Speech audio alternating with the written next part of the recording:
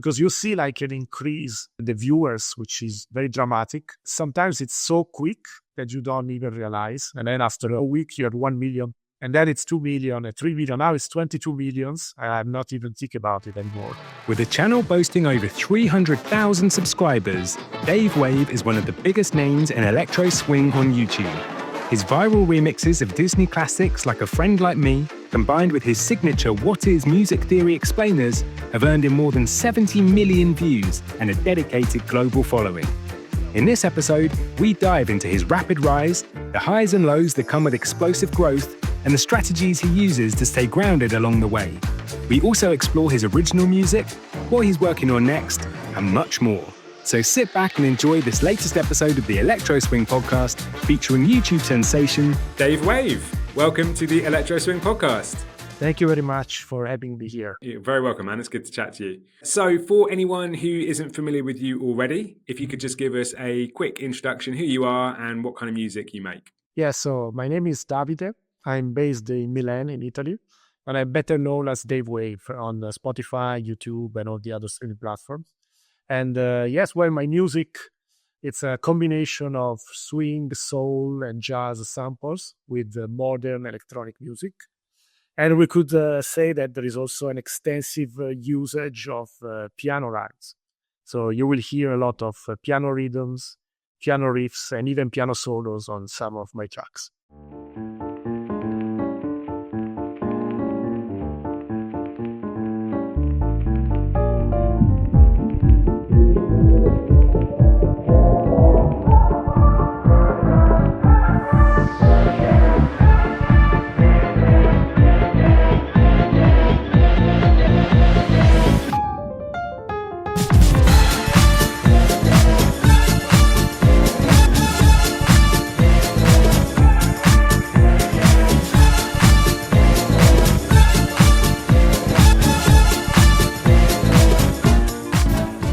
You mentioned piano there. Obviously, a lot of your videos on YouTube are you playing the piano.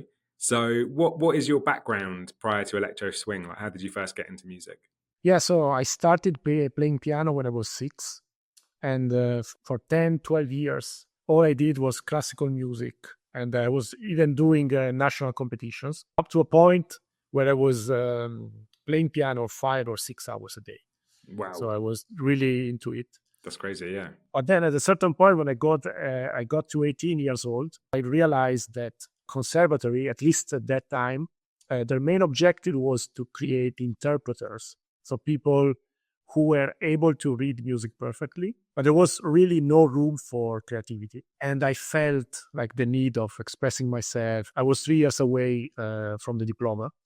Anyway, I decided to change and I went into a jazz school. The first teachers told me, why don't you look at some of the oldest piano styles? And, I got into this ragtime, stride piano, and boogie-woogie piano genres. And, I did that for a few years. And then I went abroad. I worked for a multinational company. So I moved to Ireland. When I got there, I didn't know anyone to play with. And so in order to keep myself motivated, I opened my YouTube channel. Right.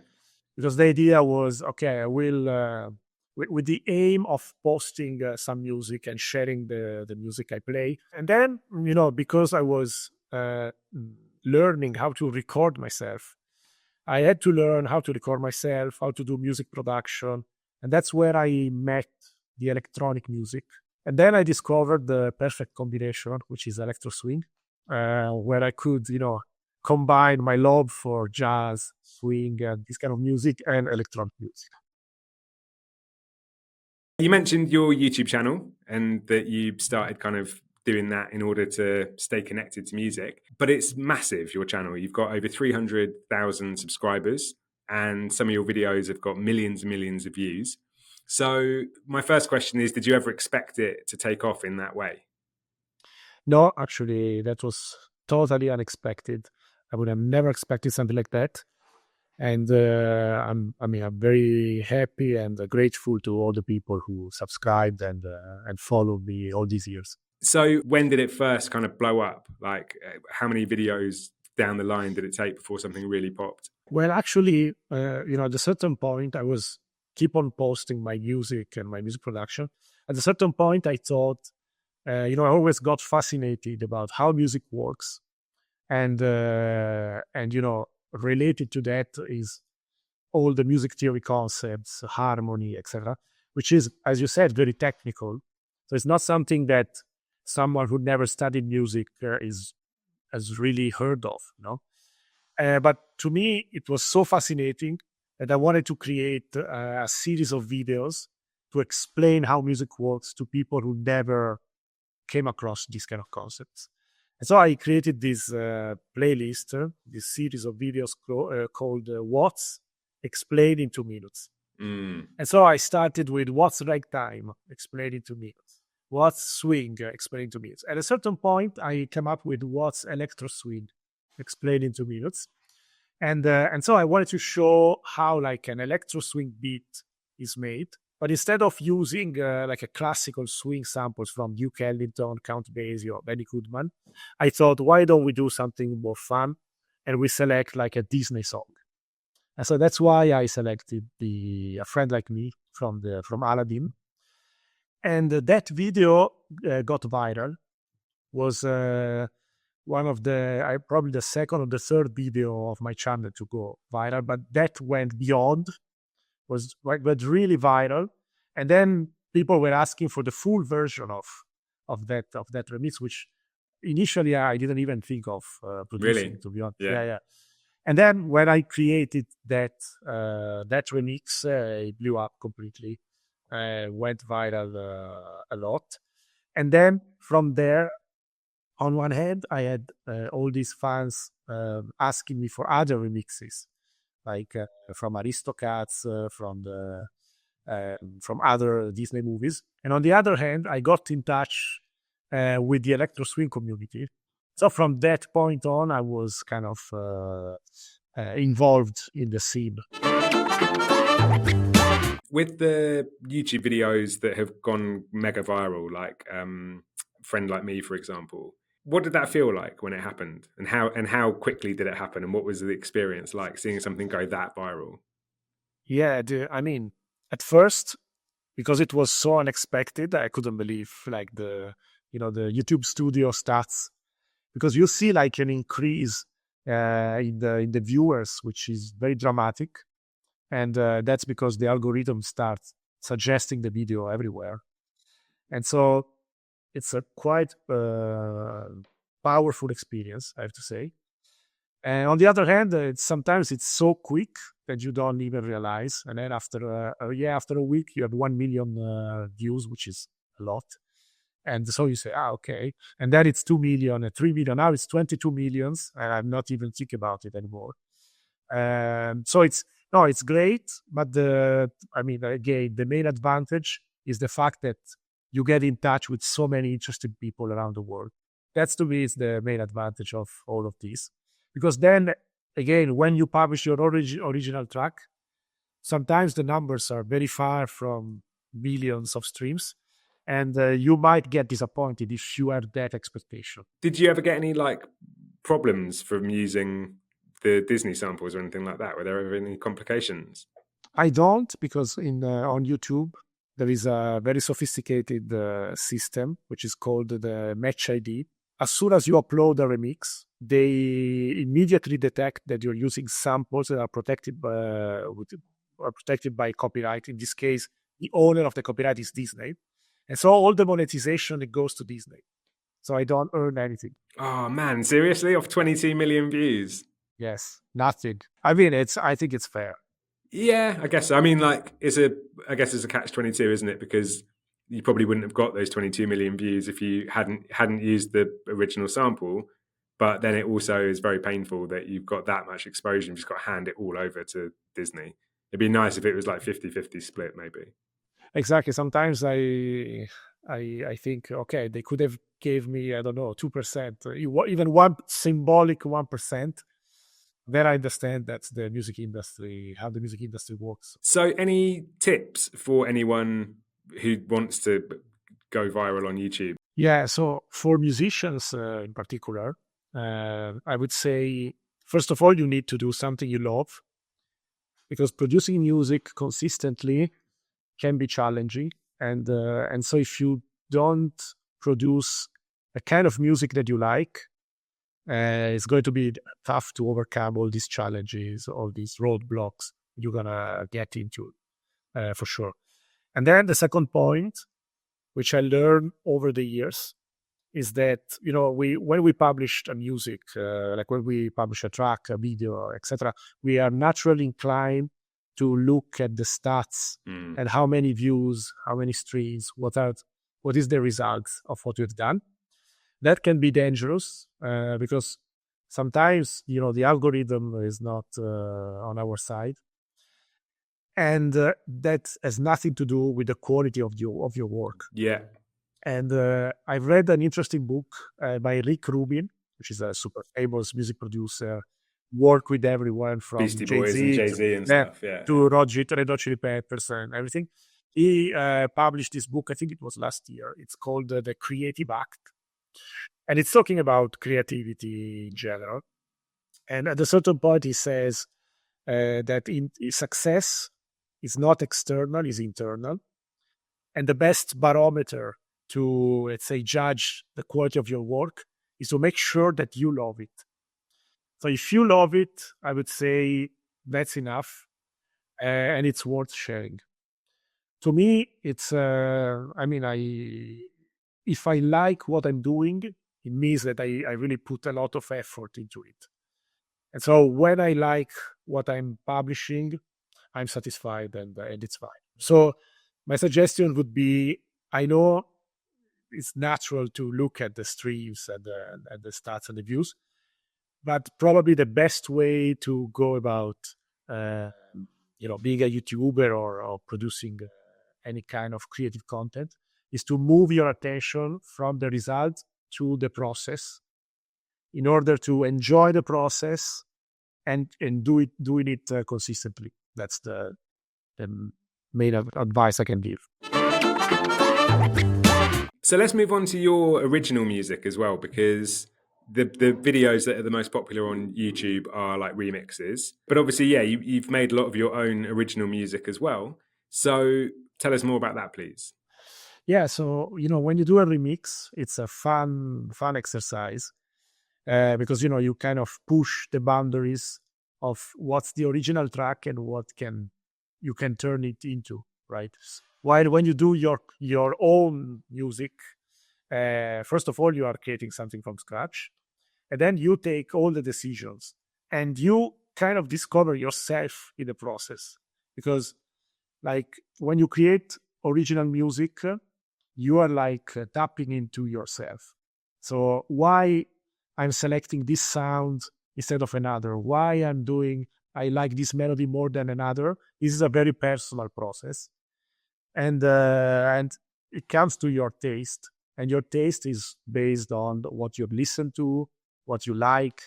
And so in a way, like after the track is made, you kind of see some part of yourself reflected in the track. So that's the most interesting part of the creative process for me. Okay. And you mentioned before about how you've had to learn to become detached from the results. Do you ever get frustrated looking at the difference in numbers between your own original stuff and the remixes? Or do you just not care and you've managed to detach from that completely? Yeah. No, at the beginning, it was tough because, I got used to that level of streams and numbers. And then when you create your own thing, obviously, you don't get the same level of visibility. And also, and I guess also other guests on your podcast will tell you this, sometimes you put a lot of effort in some of the tracks you produce. So you spend months selecting the sounds and working with the singer, and then you go to a mix master engineer, etc. And then you publish the track, and then nothing happens. And so it can be frustrating, right? And that's why I mentioned before that suggestion that I read in the Rick Rubin book, because I think it's really something we need to take into consideration if we want to keep on producing music and enjoy the process. Otherwise, it's too easy to pretend that once we have published something, we just want to see the results, and the results needs to be positive. You never know how it's going to turn out, and the commercial success is not entirely in our hands. So yes, it can be frustrating for sure. So what's next then for you musically? What are you working on at the moment? So I have a few tracks I'm working on, and I'm collaborating with a few singers, and so stay tuned for the next tracks. And yeah, generally speaking, I'm trying to explore which are the boundaries of this electro swing genre.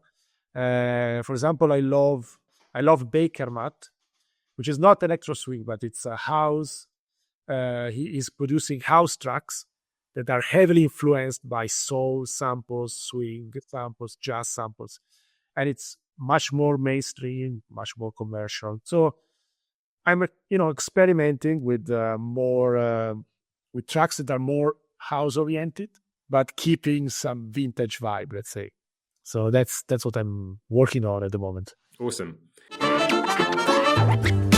So moving on to the electro swing section, you've been kind of involved in the scene since like 2018, would you Yes. say? Yeah. 2018, yes. Yeah. So that's a decent amount of time now. You must have seen it kind of evolve and change quite a bit since then. What are your thoughts on the current state of the scene? Well, the current state, I would say it's very dynamic.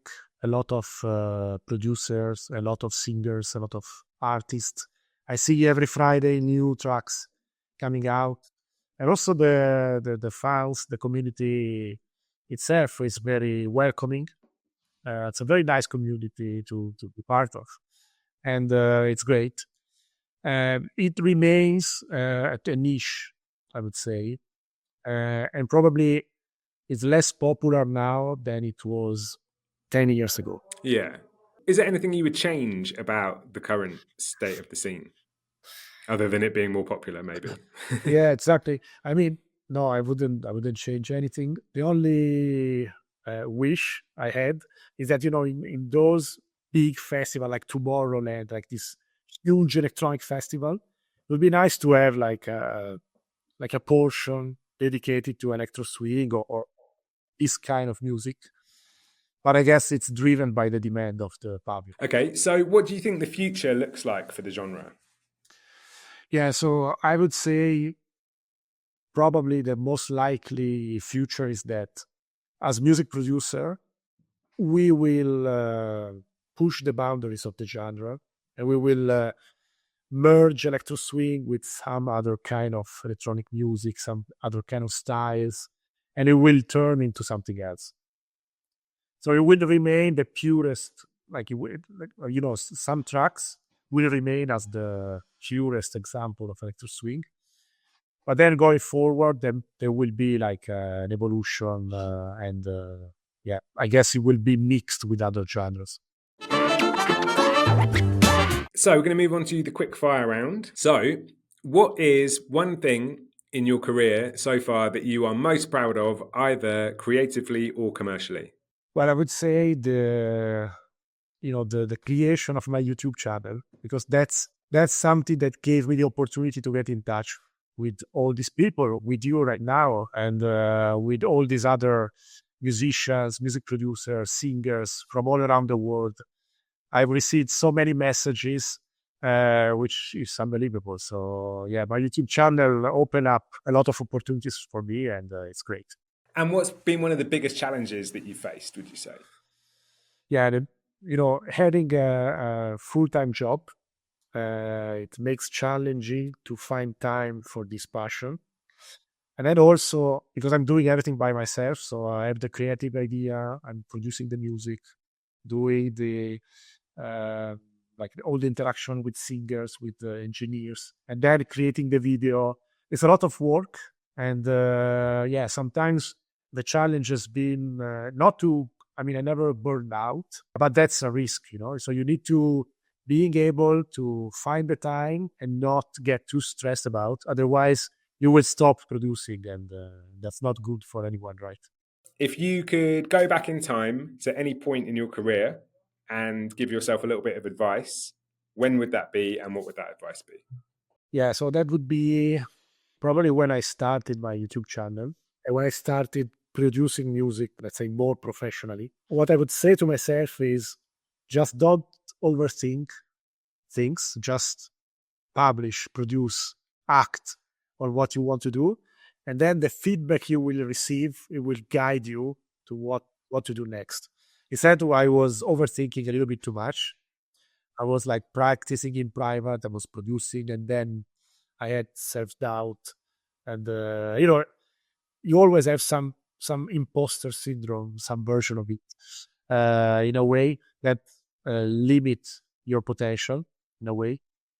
And so I found that the way to overcome that is to just act, like produce, publish, go on, and then see what happens.